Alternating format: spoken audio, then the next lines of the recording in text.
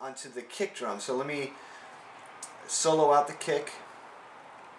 Same thing. On my effects buses, I've got, actually I have some dynamics processing, which is compression, and I also have equalization. I don't have any reverb on my kick drum. You want to be real careful with reverb on stuff with a lot of bass, because you can get a real muddy sound and the shit can get washed out, you know what I mean? So I usually just like try to keep no reverb on my kick drum, but you could mess with it however you want. Because you want it to be real present and punchy, you know what I mean? So that your dynamics processing, this compression, is going to give it some thump, you know what I mean? So without, probably can't even really hear that. Let me add my compression. It gives it some punch, and it takes a little bit of the low end out, just, you know. And with the EQ, I pulled some of the low end out because it sounded a little bit muddy. You probably can't even hear it, I apologize. So I pulled some of the, for instance, here's my EQ. Okay, so this is all the low end right here. And you can see I pulled down some of the low end because it was sounding too thumpy, you know what I mean? And it sounds, you want bass in hip-hop music, you know what I mean? But you don't want overwhelming, muddy bass. So so I brought down the frequency so that there was the thump, but without a lot of the resonant, you know, low end in it, you know what I mean? So so the kicks are pretty easy, you know, and I'm not going to get into too much detail here because there's so much you could do. These are just the basics, the fundamentals, and to get started on mixing, putting everything in its place. So that, again, the kick drum is panned center with a little bit to the right, you know what I mean? My hi-hats, so these, same type of thing. I got dynamics processing, I got my EQ, and a little bit of reverb. Now, with the hats, I want to actually, like I said, by adding just a little bit of reverb with the smallest amount of decay almost possible, you're gonna, it's not gonna be a noticeable reverb, but again, you're gonna hear space in between your snare and your hats. So I already have my snare panned left of center to about 3%, and I got my hi-hats panned left of center about 11. You know what I mean? So to make my hats sound a little bit like they're closer to me than the snare is, I actually bring the decay of the reverb in really tight, and the room size I bring down. Okay? I don't know if you guys can see this, I apologize. And then the original dry signal is about 90, and again the reverb is going to be about 25.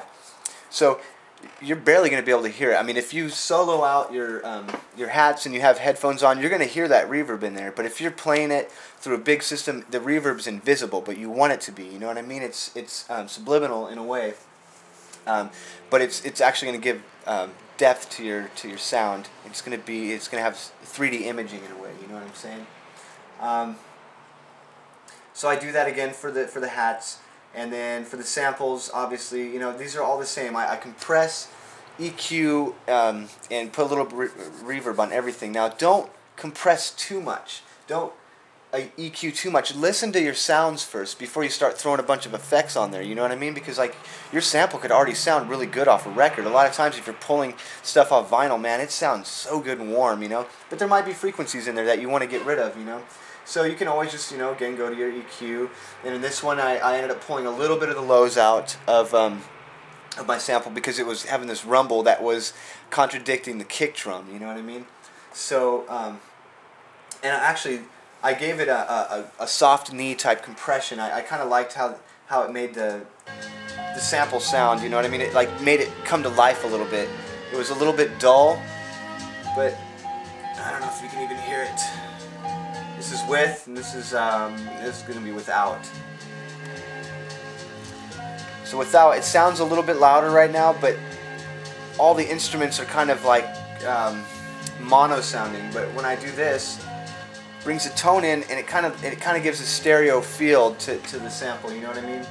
And when I get into the main mix, you can hear the difference. Okay, so I got that on.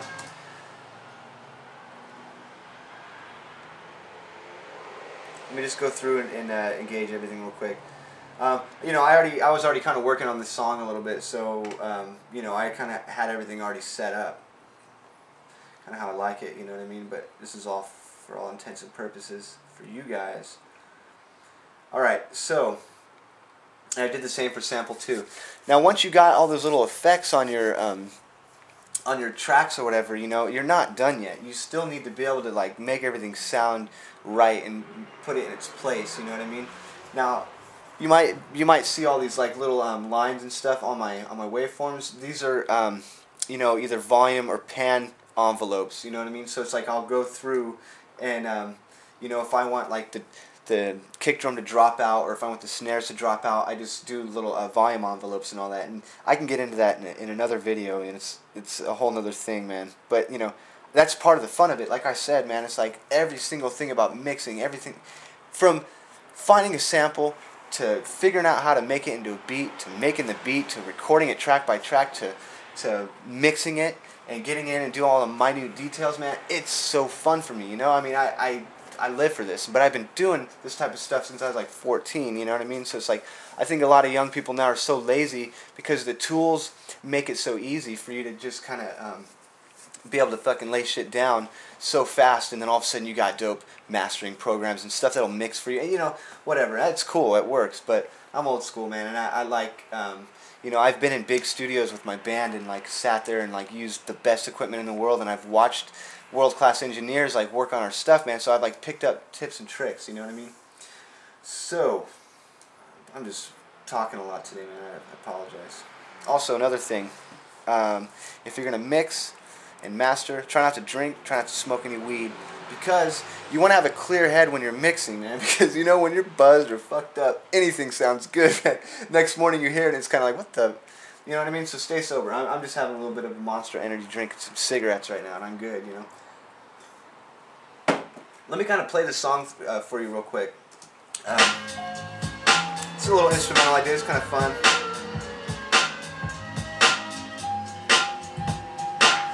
It's not going to translate through the video, you know, exactly the way that I can hear it right now.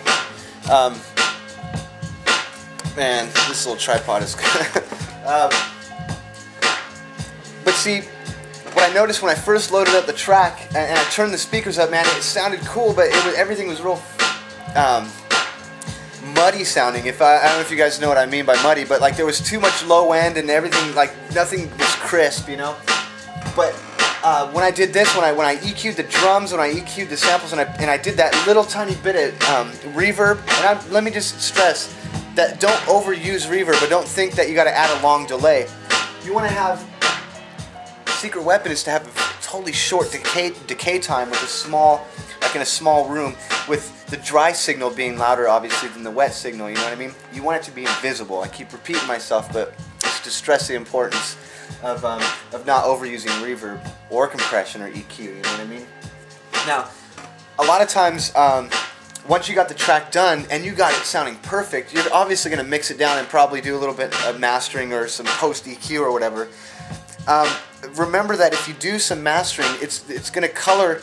I mean, you could fuck up and then color the sound like differently than you mixed it. So leave some room in your final mix for mastering, for wanting to add a little bit of color to music. You know, in hip hop or like beat music in particular, it's actually kind of cool to like to get after you have the mix down to kind of like give it some, put like a limiter on it or something like that, so that all of a sudden everything's like really big and it hits hard, you know. And a lot of people do that. I even do that, you know. But don't do that on every track. Just make it fit the track. So if you want to have something real squeezed, or if you want to limit the shit out of something, make sure that it's the right track for that. You know what I mean? It's like you could overuse stuff and really make something sound bunk. You know, like Dilla was a master of compression and mixing and EQ and all that, but like he did it in the right spot, you know. So it's like certain songs were so compressed or so limited, but it was perfect for that song, and other ones he barely had any compression or EQ on it,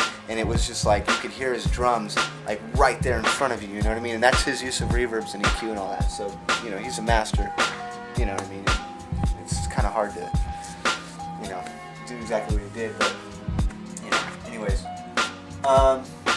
Yeah, I'm going to kind of stop right now, and I'm going to kind of get into some more tips on mixing and mastering and all that kind of stuff in some later videos, you know what I mean? So thanks for checking me out again, and if you got any questions about anything, as always, just hit me up. You know how it is. It's your boy Hedtec, and I'll catch you next time, alright? Oh, by the way, next time you see me on a video, I'll probably have a few other little toys that I ordered and they're on their way here, so alright, stay up.